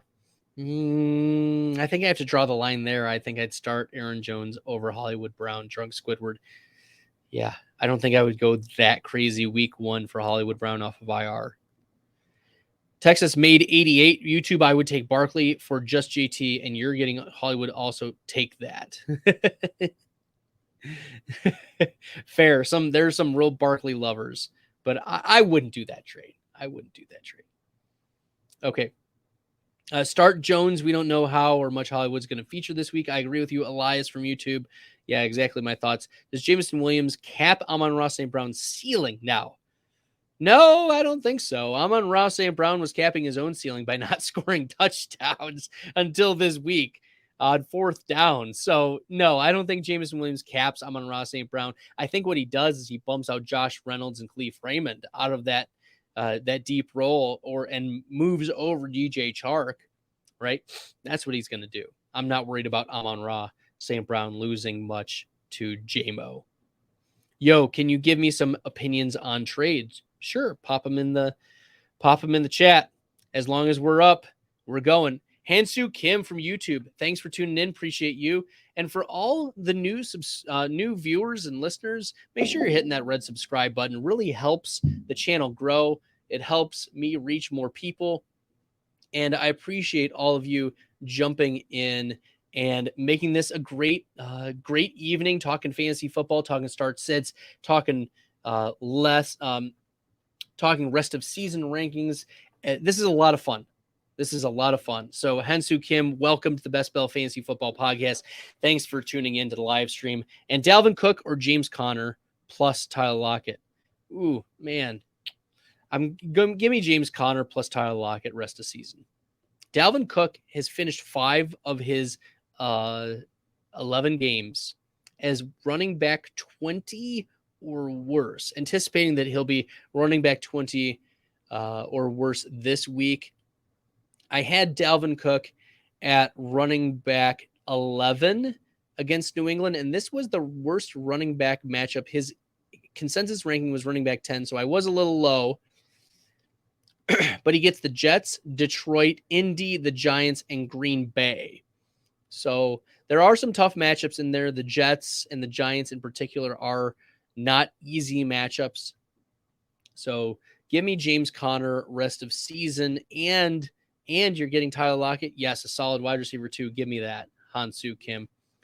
Why are people so high on Bijan? I know he's good or might be good, but some people have him at like running back 1 in Dynasty already. I think it would be hilarious if he was just a bust. Lincoln was here. I'm not a Devy expert, and I spend a lot of time in February and March preparing and watching film and doing like combine measurable research and comps and all of that. So I haven't dug deep into Bijan, but I've dug deep enough to know that he is the running back 1 of the class. And I look, a couple weeks ago, just walking by the TV at a friend's house, and you see Bijan rip off a 40-yard touchdown. Dude looked like a man among boys out there. The film speaks. The combine will speak. He's going to be an absolute stud. So, yeah, you'll want to pay attention to this channel as well as I do some player comps, doing some deeper dives on players like Bijan when we get into the offseason. And we do rookie analysis, and I give some advice on how to rank players and the ranges of outcomes for particular players, giving player comps. You're going to want to hear about Bijan Robinson. And even like right now, I like using playerprofiler.com as a resource. Playerprofiler.com gives Bijan Robinson a 91st percentile scouting grade. Okay.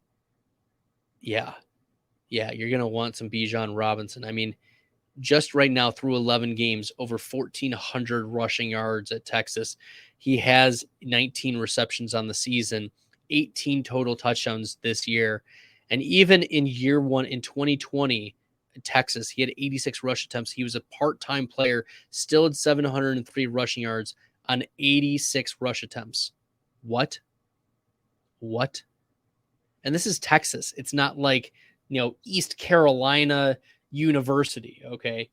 Bijan Robinson. Yeah. Texas made 88. He's not a bust.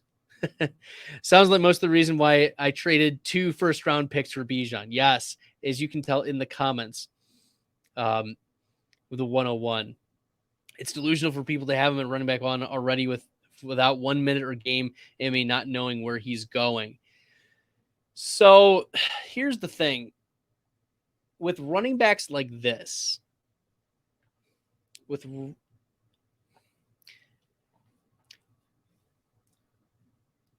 NFL knows where to value players, and they've been doing a pretty good job of it.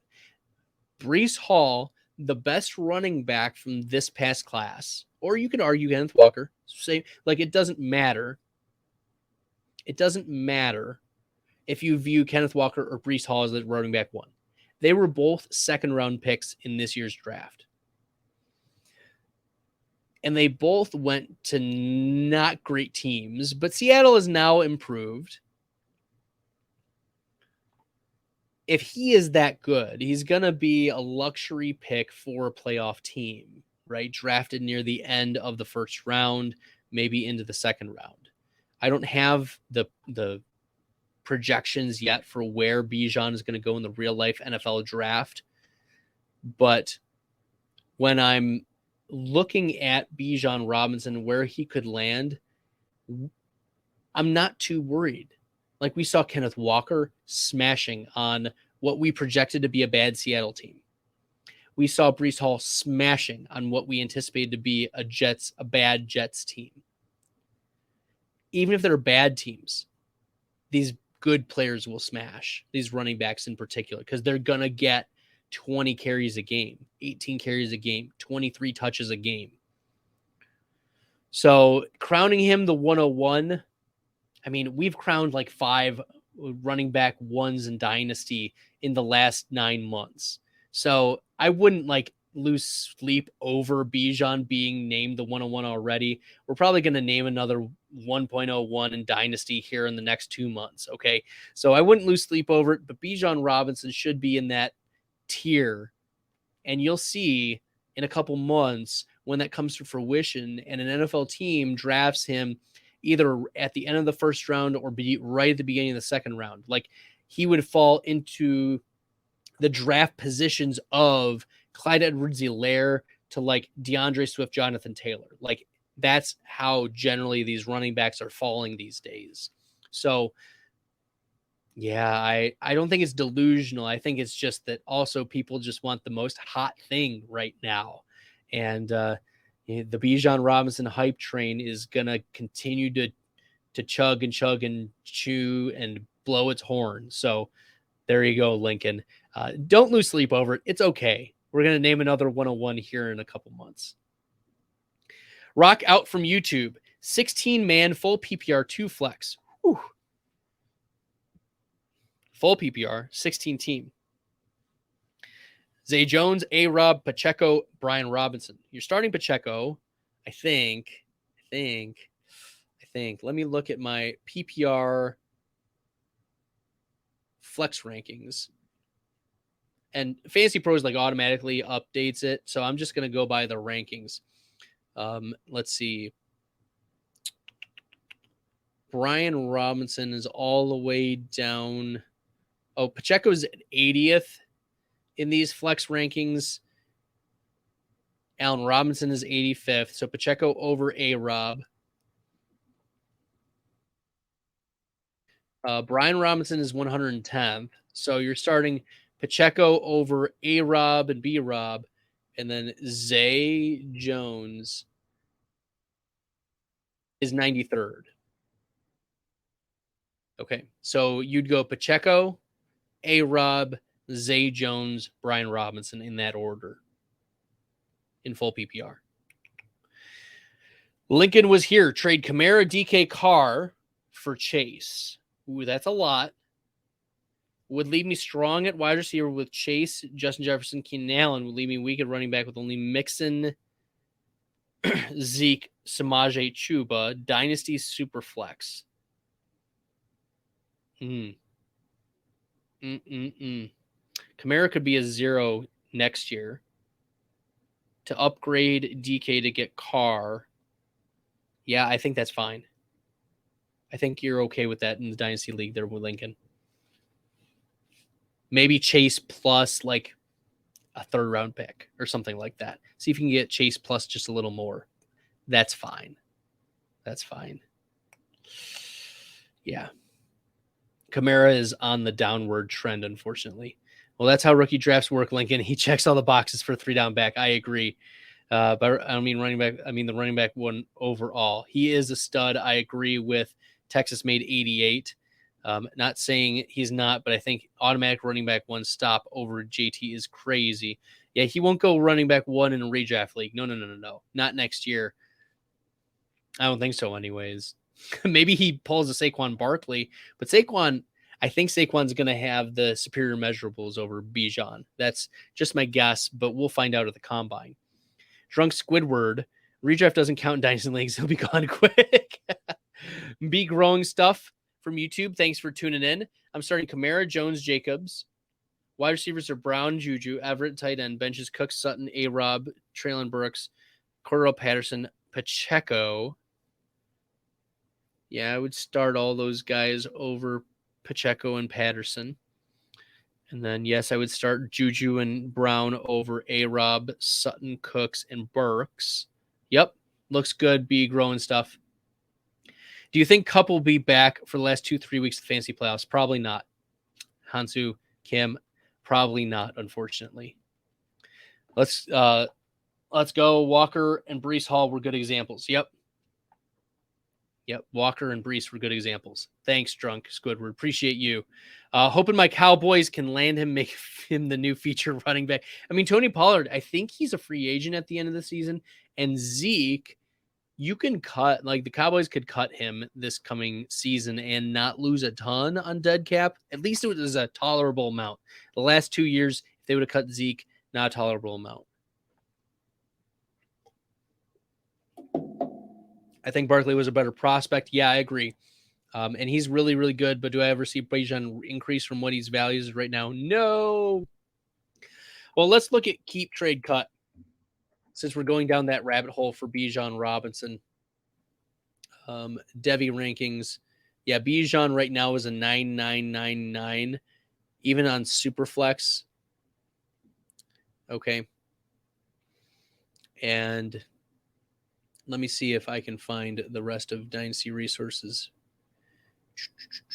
Dynasty rankings.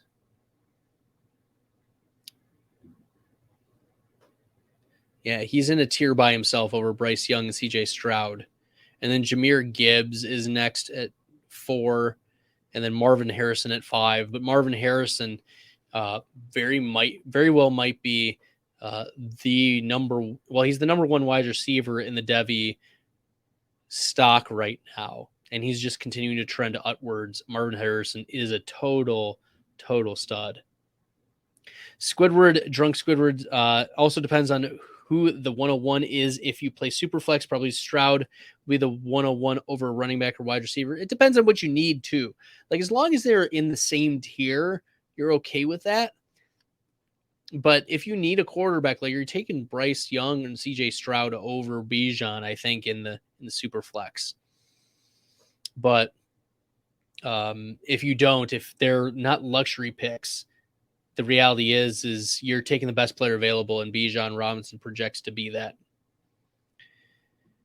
Lincoln continues, everyone's so high in Bijan. If he doesn't come out averaging 10 receptions, 100 rushing yards a game, his value wasn't worth it. I mean, looking at the dynasty rankings for Keep Trade Cut, the other players in that 999 rating is Josh Allen. Okay. So the Patrick Mahomes, Justin Jeffersons are all in the same tier as Bijan, but everyone is so high. Yeah, no, nobody's going to do that. Not 10. Okay, Hansu is asking Mike Williams, Dalvin Cook, Terry McLaurin, Cortland Sutton, or Keenan Allen, Cooper Kupp, Michael Carter, and Josh Jacobs. Oh, Hansu, you're hurting my heart here. Mike Williams, Dalvin Cook, Terry McLaurin, Cortland Sutton. Williams is out this week. Dalvin Cook had a stud week already. Cortland Sutton is outside my top 24 of wide receivers. Terry McLaurin is fine. Keenan Allen is not ranked as high as McLaurin. Cooper Kupp is out.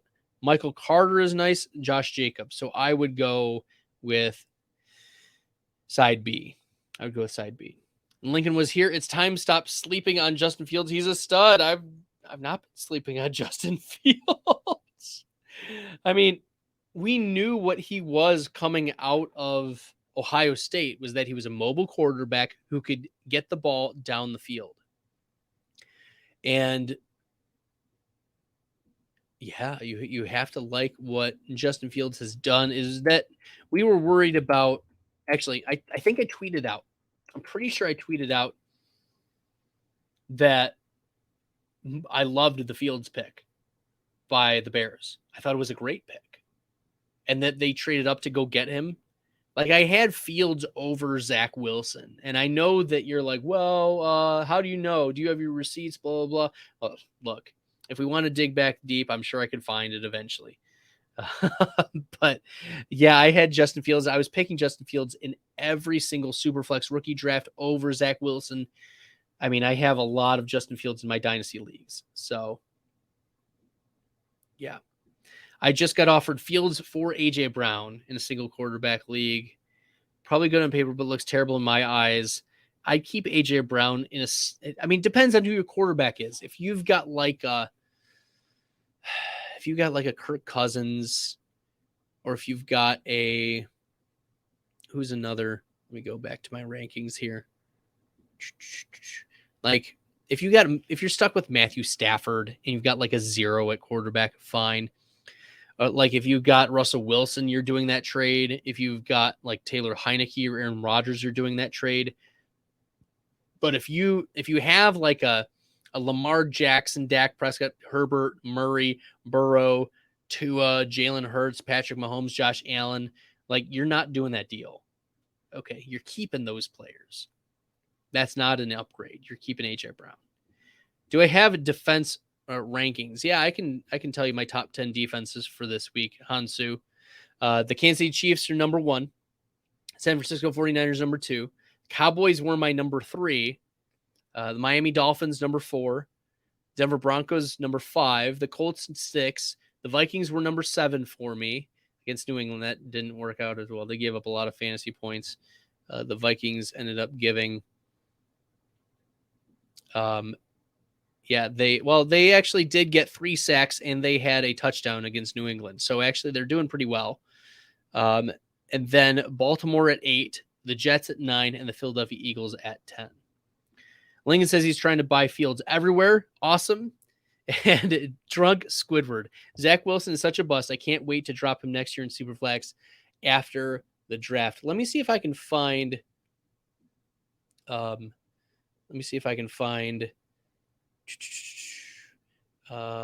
me go to YouTube. Fantasy data. Zach Wilson. Oh. Fantasy data. Zach Wilson. Let me see if I can find the video. There we go. I'm pulling this up. This was from 11 months ago. Okay, let me present this. Yeah, share screen. This is me 11 months ago telling you to buy or sell Zach Wilson. Okay. Sell Zach Wilson. Yes, he's not been the best quarterback. And that's the whole point, is that there's still hope in the fantasy community that he will do great things. I just got into a big Twitter discussion today about how Zach Wilson is still good because he's a rookie. No, he's been terrible as a rookie. All of his pass attempts per game, passing yards, passing touchdowns, money throws, air yards per game, true pass rating, interceptable passes per game. All of these are terrible stats. He is a sell. Yes, the Jets have a lot of assets to be able to fill in his needs, but there's so many holes and so much ambiguity with the Jets. You can't trust that they will do what they need to support Zach Wilson and his playing style. So he's played poorly. There's not a trust in the organization of the Jets. And his talent level, his player profiler comps are Johnny Manziel, Case Keenum, Aaron Murray.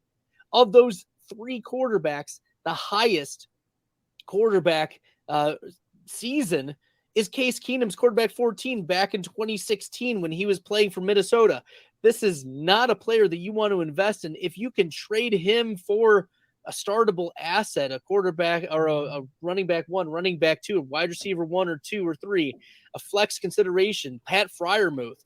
Zach Wilson is a sell. Get out of Zach Wilson. Sell him now before the fantasy community finds out he's a fraud. Well, I don't know if y'all could hear that. Let me know. Give me a thumbs up if you could hear it. If not, I ended with Zach Wilson is a fraud. Okay. Yeah.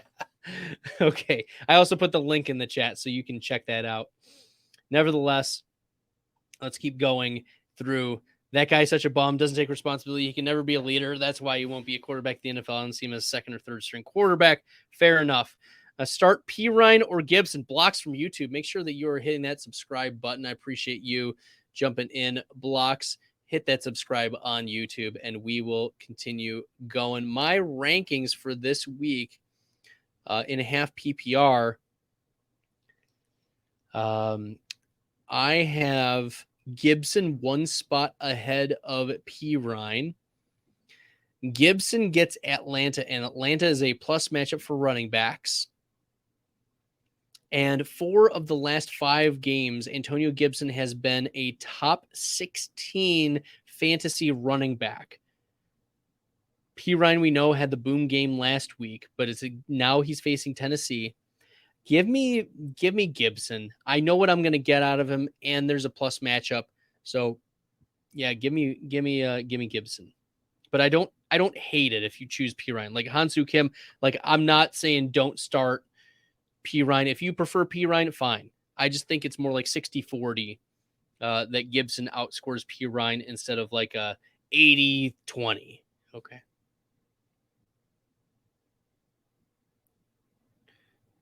Okay.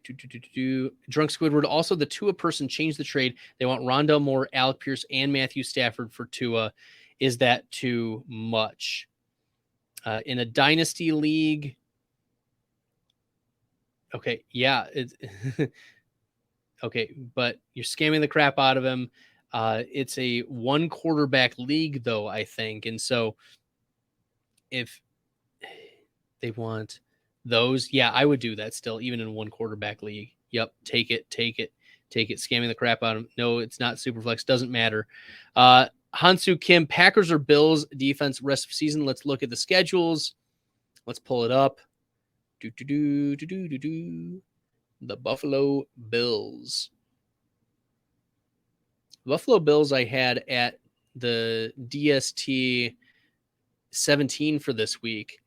And they ended up only scoring, they scored 8 fantasy points. And they get New England next week. And they get the Jets, Miami Dolphins, the Chicago Bears, and the Cincinnati Bengals. So they've got a couple tough matchups and a couple middle of the pack. So it seems like a couple tough, couple easy, couple middle of the pack. Whereas the Packers, the Green Bay Packers, I don't even know if I have them in my top 20 for this week. Nope. Let me look at the Packers and what their schedule is. Let's see. Week 12, they get the Eagles. That's tough. The Bears could be tough if they get Justin Fields back. Then the bye week for the Packers. And then they get the Rams. If Stafford's back, that could be tough. The Packers get the Dolphins. That's tough. Vikings. That's tough. I would lean the Bills defense rest of season. Single quarterback league, blah, blah, blah. I'm guessing it depends on how high you are on Alec Pierce and Rondell Moore. Yeah, neutral. I think so too. I think those guys are solid flex plays in the next couple of years, but I'm not banking on them right now. And I'd rather have the upgrade for the long term at quarterback with Tua. He's going to stick around for 10 more years as long as he doesn't get the concussions. So, yeah, I would be willing to do that. Am I dumb? Thinking of benching Kamara for Samaje Perine? Kamara has been so hit or miss. Well, let's talk about it. We know that it's a tough matchup for Samaje Perine already, but for Alvin Kamara, you've mentioned it. It's a tough thing because Kamara finished as the running back 19 last week in half PPR. His consensus this week is running back 16. He's had no more than 12 carries in 4 of the last 5 games. That's concerning. And he's been getting targets. He's been getting 4 or more targets every single game this season. So he's used in the passing game, but this San Francisco matchup is a really, really difficult one.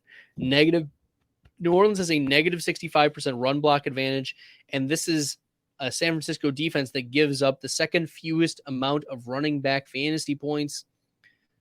I do give the lean to Kamara, but I don't mind you taking a shot on Samaje Perine. I think that it's a really tough matchup for Kamara, but Kamara still finds a way to touch the ball 15 times in a game. Drunk Squidward says, I'm essentially trading Alec Pierce and Rondell Moore for Tua. Yeah, I think that's fair. And then asking you about Donta Foreman, is he even a starter anymore? Right now, Donta Foreman gets Denver, okay? And he's the consensus running back 27. I've moved him down from that. I mean, he's very game script dependent. And I could see Donta Foreman actually having a decent game. You know, you don't anticipate Denver to blow away Carolina. And in the games that have been close, Donta Foreman has gotten 15, 26, and 31 carries. In the games that have been blowouts or very, very low scoring games where Baltimore had control, 7 and 11 carries. So I think that this is a game where Donta Foreman's going to get fed. Now, will that turn into touchdowns? Maybe, maybe not. We know Carolina is going to start Sam Darnold this week, and that's probably an upgrade, if you want to call it an upgrade, unfortunately. So maybe we are a little bit too low on Donta Foreman, but you start him over Cordarrelle Patterson? Do you start him over? You weren't starting him over like Jamal Williams. right? I think there are players that I'd rather have. Like I start DeAndre Swift over him, Latavius Murray over him, Isaiah Pacheco, Ezekiel Elliott, you start over him, right? So, yeah, I think Foreman is stuck in that high-end running back 3 position. Rachaad White, Christian Kirk, Keenan Allen, Kamara start 3. We're starting Rachaad White. We're starting Christian Kirk. And so it comes down to Keenan Allen or Alvin Kamara. I think the shootout potential is higher for Keenan Allen.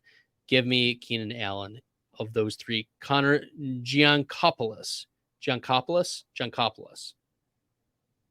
I hope I pronounced that right.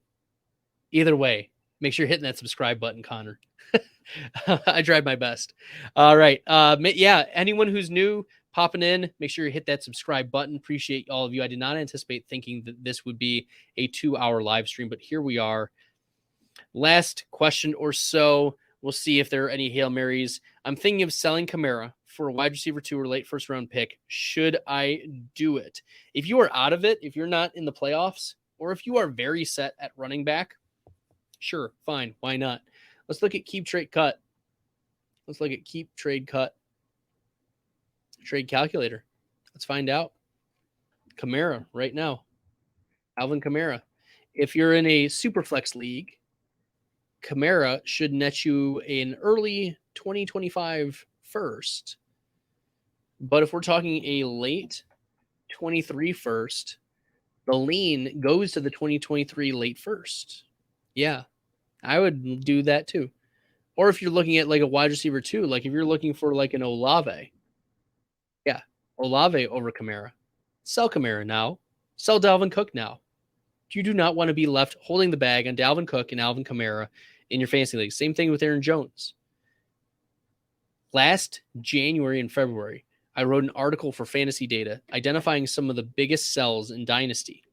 And I missed on Amon-Ra St. Brown. I missed on Travis Kelce. But I'm hitting on Dalvin Cook. I hit on Alvin Kamara.